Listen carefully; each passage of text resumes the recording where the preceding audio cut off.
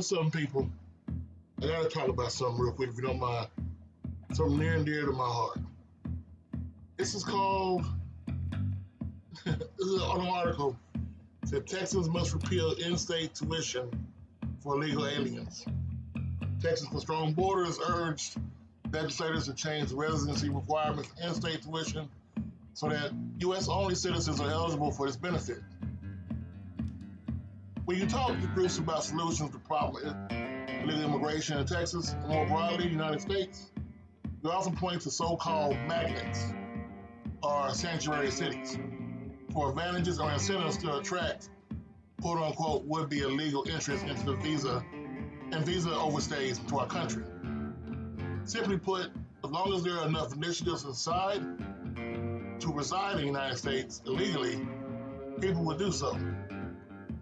Well, one such initiative for family units and unaccompanied minors is the prospect of receiving taxpayer-subsidized in-state tuition at Texas public colleges. In 2001, then Republican Governor Rick Perry signed into law HB 1403, which changed the residency requirement in the Texas Education Code, in-state tuition including illegal aliens who graduate from Texas high school, reside in the state for at least 3 years, sign an affidavit saying they will file an application to become a permanent citizen at the earliest opportunity.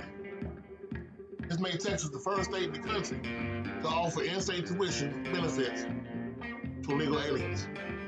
In addition, 2005 SB 1528 created a Texas application for state financial aid, TAFSA, for the express purpose of making state financial aid eligible to legal aliens in the form of Texas public education grants.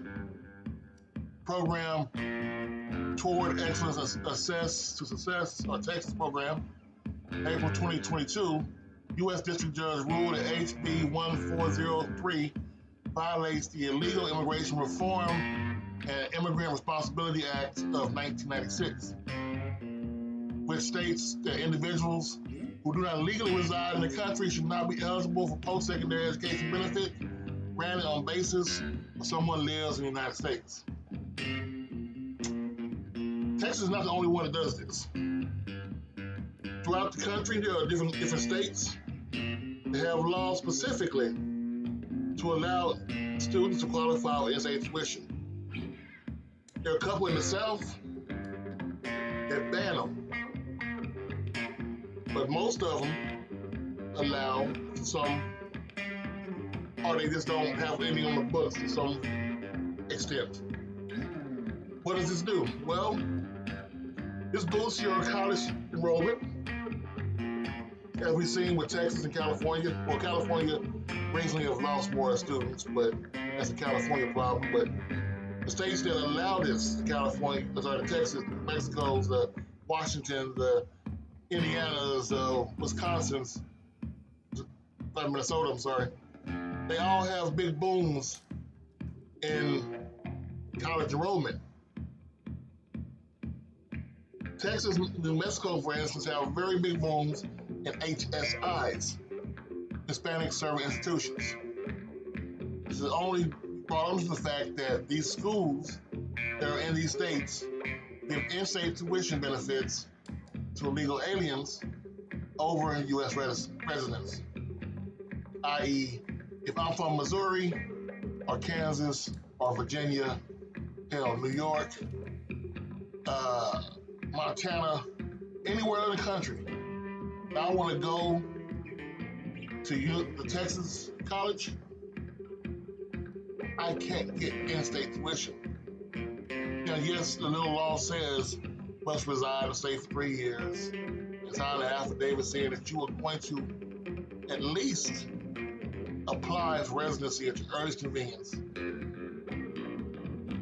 But once again, when it comes down to the law, the U.S. government has said it's against the law.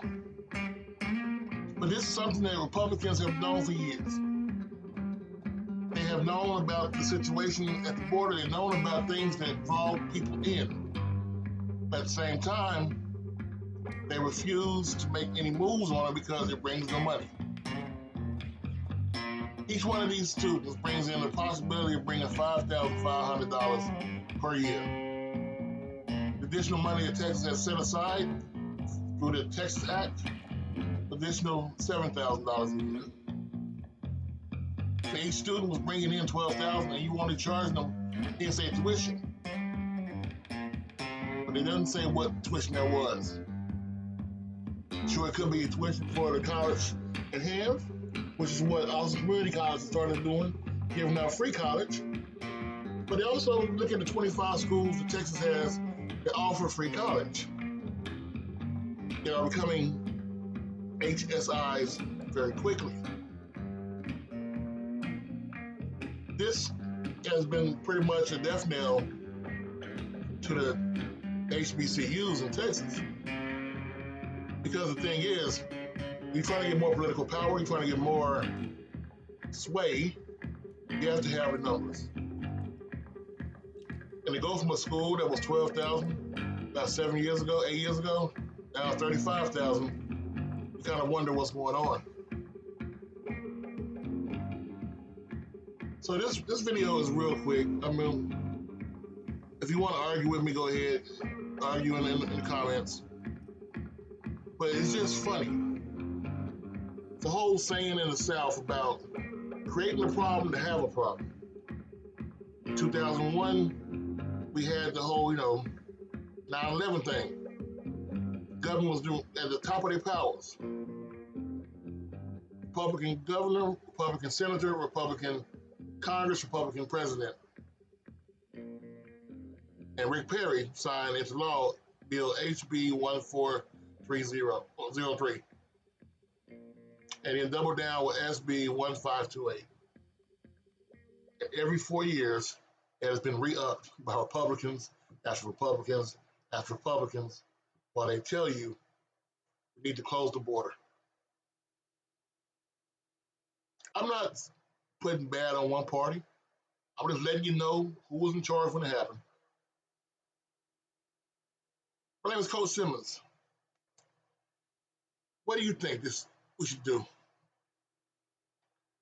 Find out in the comments. I'm out.